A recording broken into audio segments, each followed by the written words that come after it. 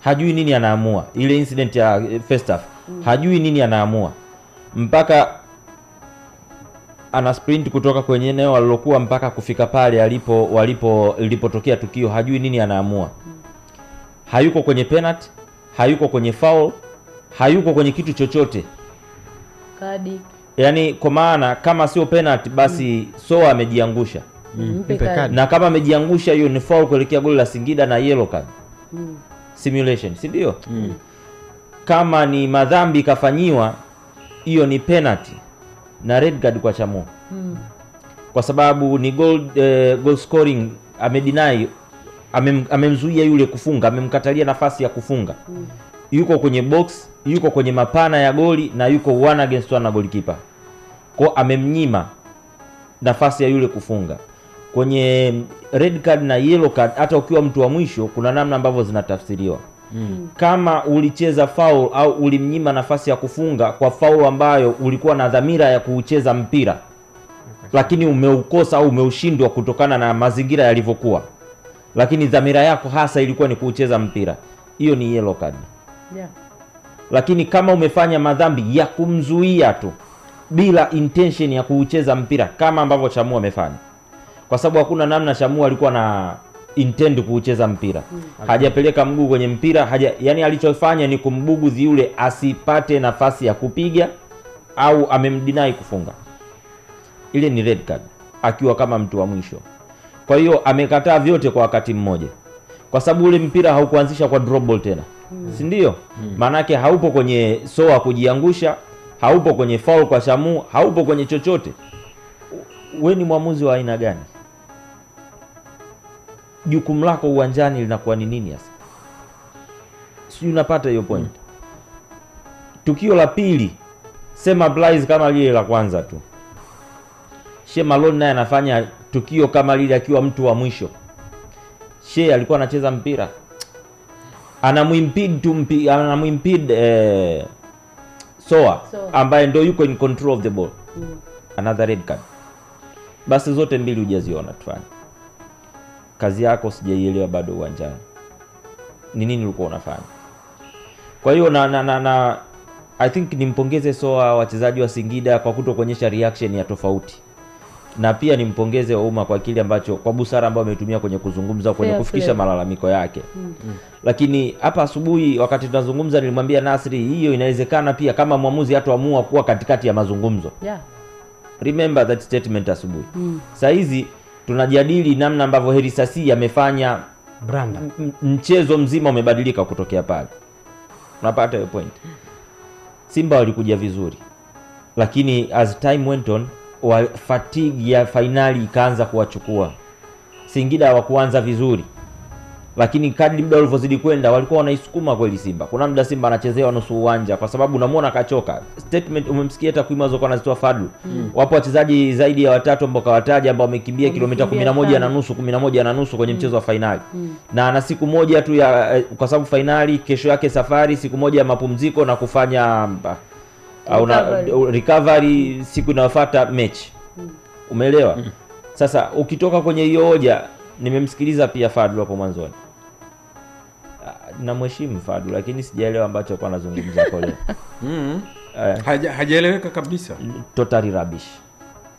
Kwa sababu kuna vitu kavizungumza vina make sense kabisa. Alafu unaweza kumrudishia swali asiwe na majibu. Kama kwamba anakwambia kuwekwa mchezo siku 2 baada ya finali. Sio sawa. Of course unamuelewa. Sio sawa. Unatamani wangekuwa na muda kidogo pia wa kupumzika ndio acheze huo mchezo. Sio sawa.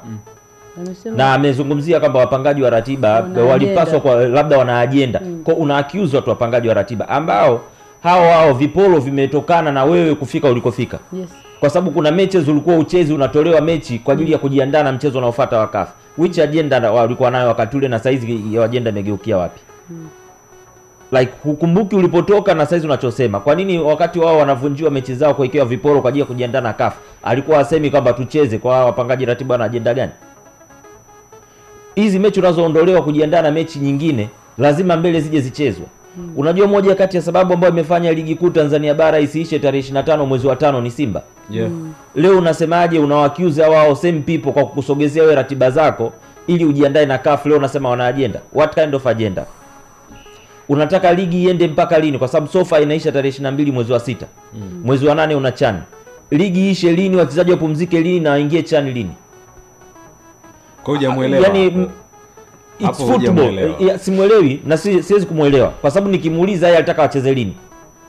Unapata hiyo point. Kwa hii ni mpira. Haiwezi kawa ni agenda ya Simba.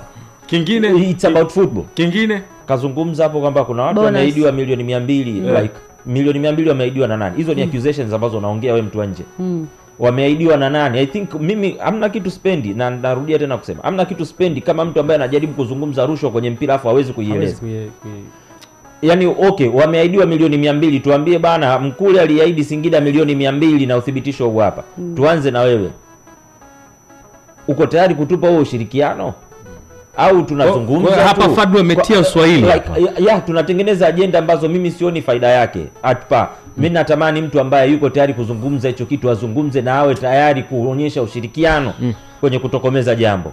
Usiseme afu useme nilisikia au nimeambiwa. Like what are you talking? Kama huwezi kutoa ushirikiano kwenye huo, shut your mouth up. Sawa? Alafu unakuja like wewe umezungumza hizo agenda zako zote. Fadlu, talk to us about the penalties. Talk to us about the penalties, Fadlu. Ulikuwa unaziona? The referee situation. Ulikuwa unaiona? I think haizungumzwi kwa sababu iko on the other side.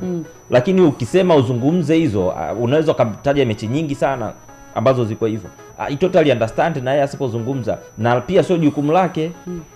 Kwa sababu iko on his side, iko kwenye favor yake yeye. Leo unazungumza bali ya Singida, nao wanaweza akakwambia moja kati ya vitu vimewafanya ni kwa sababu wamekaa muda mrefu bila kucheza mechi. Kwa wapanga ratiba wana agenda.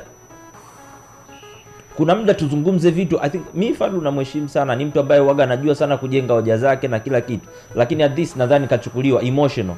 Hiyo amechukuliwa zaidi na hisia, akazungumza vitu ambavyo sikuwa na vitaraji kuvisikia kutoka kwake. Ndio maana nilikuomba urudie tena kama ni ili nione nilichokisikia ni sahihi kutoka kwa Fadlu ama nilikuwa nasikiliza vitu tofauti. Ndio maana nilikomba urudie. Ndio maana kwa msikilizaji atakuwa amejua kwamba sauti ya Fadlu ilianza tena upya baada ya kufika at certain point. Ilianza tena upya. Nadhani yuko so emotional. Kuna vitu kaviongea ambavyo sikuwa nataraji nivisikie kutoka kwake, na sidhani kama vina majibu sahihi. Ama unless otherwise aniambie kwamba tayari ana uhakika na anavyovizungumza. Hamna kitu pia kinanichanganya muda mwingine niseme au pia sikielewi kama namna ambavyo Simba wanajaribu kuijenga agenda ya kwamba wanaonewa. In so many things. Siipati hiyo agenda yao, siipati. To be honest, siipati.